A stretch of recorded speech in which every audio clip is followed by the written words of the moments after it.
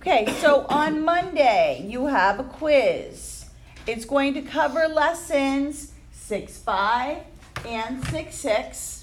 There will be 15 questions. Okay, so again, we have a quiz on Monday. It's going to cover 2 lessons, 6-5, 6-6. Every single one of the 15 questions on the quiz, the instructions are all going to be the same.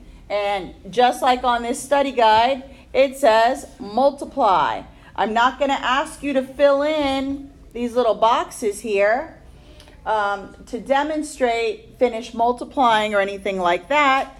I'm just going to say multiply. If you want to do the technique or the tricks that were taught to you in 6-6, that's fine, but there are very few of those.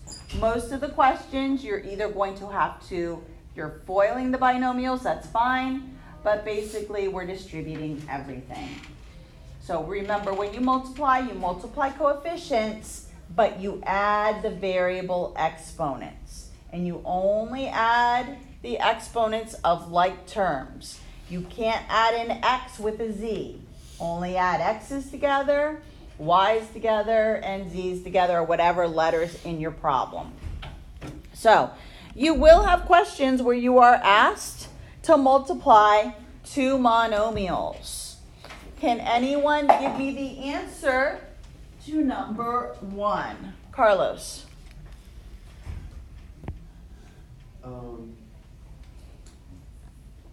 Negative 10x to the 3rd power, y to the 4th power. Perfect. Okay, so negative 10, we multiplied the coefficients, the negative 5 and the 2, and now we're adding the exponents for the letter y and the letter x.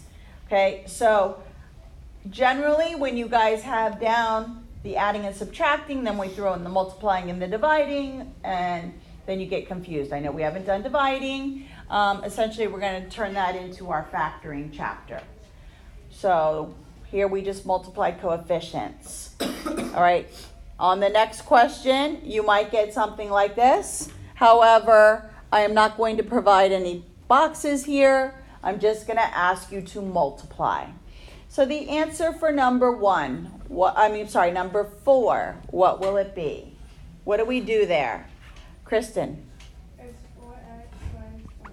Good. You are distributing the 4 to the x and to the negative 5. Make sure you take your time, watch your signs. Okay, so you will have to multiply 2 monomials, or you may be asked to multiply a monomial to a binomial. You may also be asked to multiply a monomial to a trinomial. Let's take a look at number 9. So for number 9, when I distribute this monomial to the 2x squared, what do you get? What do I get when I multiply that first term? Anybody want to volunteer that I haven't? Okay, Angela. 6x4. Good, 6x to the 4th power. Now I'm going to go for the second term. What do we get? Joshua. 15x3. Okay, 15x to the 3rd power. And then finally, the very last term, Carlos. 12x squared. 12x squared. Okay, notice none of my exponents here are the same, so I'm finished. I don't go back and add anything else. I can't add an x to the 4th power with an x to the 3rd or even an x squared.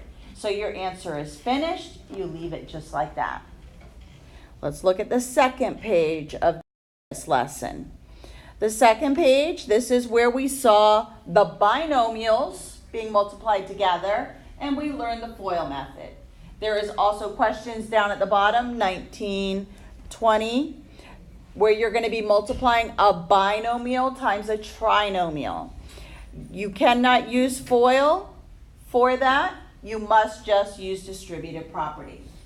So again, I'm not giving you any kind of boxes. The question is just going to say multiply, and then I'll give you either 2 binomials, a binomial and a trinomial, and then you multiply. So let's try one of them. Let's try number 13. Let's just apply either FOIL or distributive property. Who wants to help me out? What am I going to multiply first on number 13? Carlos. The first terms, Good. And what do you get? x squared. Perfect. All right. Who wants to answer what I'm going to multiply next? Ballroom. The outside is x 5. Okay. And you get? 5x. Okay. And we get a negative 5x. Be careful with the signs. All right. What's next? What two numbers am I going to multiply? What number and letter am I going to multiply? 4 and x. 4 and x. So we get plus 4x. And then finally, what will be the last part of my problem? Negative 20. Okay, so I'm going to multiply the 4 and the negative 5, and you get negative 20. Now, am I finished right now? Now you No. have to combine those two in the middle. Good. I need to combine the middle terms. What do you get when you combine them? Negative x. Good. And then drop down the x squared and drop down the 20. Okay, notice no like terms. So at this point, we are finished. We can't combine anything else because I cannot group an x squared with an x or with a constant.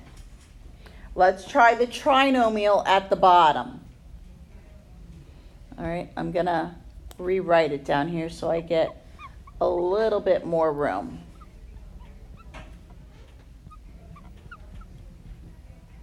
Okay, so first, and I'm going to show you the technique I showed you when we went over homework, how instead of doing it in one long line, when I shift over to the second term that I distribute, I'm going to line it up underneath it. So first I'm going to distribute the x to the 2x, and I get 2x to the third power. Then I'm going to distribute the x to the 4x, and I get 4x squared. Then I'm going to distribute the x to the 8, and I get 8x. Now I'm finished with distributing the x term. Now I have to distribute the 3. So I'm going to distribute the 3 to the 2x, which gives me 6x squared. Then I'm going to distribute the 3 to the 4x, and I get 12x. And then the 3 to the 8, and I get 24. Notice how instead of continuing and making a super long problem, I lined up my x squareds, I lined up my x's, and now it makes it easier for me to combine my like terms. So now I'm going to add these up, and I get 2x to the third plus 10x squared plus 20x plus 24. Now you don't have to do it this way. You could have just continued this blue line over here and put them all in one long problem. Either way, but you must combine the like terms. You will have to multiply a long problem like this on the quiz on Monday. Any questions on 6-5? All right, and on the next slide are the answers, so you can go back and do those problems. Then from 6-6, this is where we saw the special cases. So when you multiplied a binomial squared, and when you multiplied two binomials where the numbers were the same, but one had an addition sign and one had a subtraction sign. Again, I'm not going to give you any blank lines. Again, the instructions are just going to say multiply, and then I will give you the problem. So for example here, I'm not going to give you any questions where you have to tell me if it's a perfect square trinomial. I'm just going to say multiply. So in this case, once I FOIL the x plus 5 on number 1 and the x plus 5, I get x squared plus 5x plus 5x plus 25. Again, remember, you're going to group the middle terms, and there's your answer. Okay, so you may get it given to you like this. You may get it with, like on number 7, Or number 4, where I'm going to give it to you as a binomial squared. Yes, Carlos? On the quiz, we don't have to state whether each product will result in a perfect square trinomial. Correct. All I'm going to say is multiply and you give me the answer. Okay, again, I'm not going to ask you to fill in these steps, which are leading you to their technique or their trick. Again, it'll be a problem where I just give you the binomial squared, and then you can write it 2 times. So for example, on number 7, you can rewrite it as x minus 8, and FOIL that.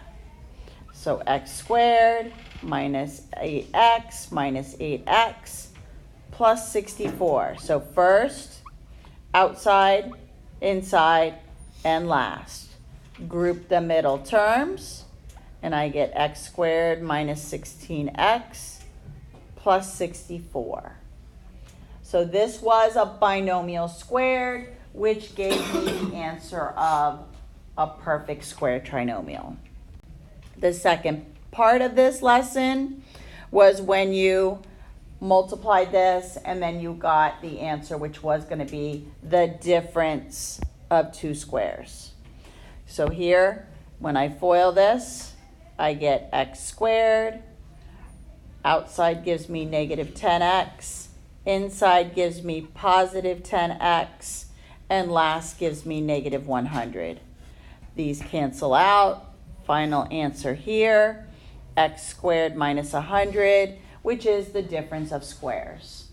So again, the problems will not be in order. The 6-6 questions will be mixed in with the 6-5. Again, though, all questions, the instructions say multiply. There are no application problems on the quiz. Expect them on the test. The test is going to be before spring break. So next week is a quiz. The following week will be a test. Okay, you will not have to fill in the square A, the square B. I'm just going to say multiply this. And that's it on there. Okay, so you're not going to fill in any of this. All of the questions will say multiply. Any like terms that could be grouped, you need to try to group them. Any questions on the multiplication of monomials and polynomials? Okay, so you do have a quiz on Monday again. Study over the weekend. There is nothing to be turned in. It is going to be the first grade of the 4th quarter. So look over everything. If you have questions, let me know, and I will answer them and help you now.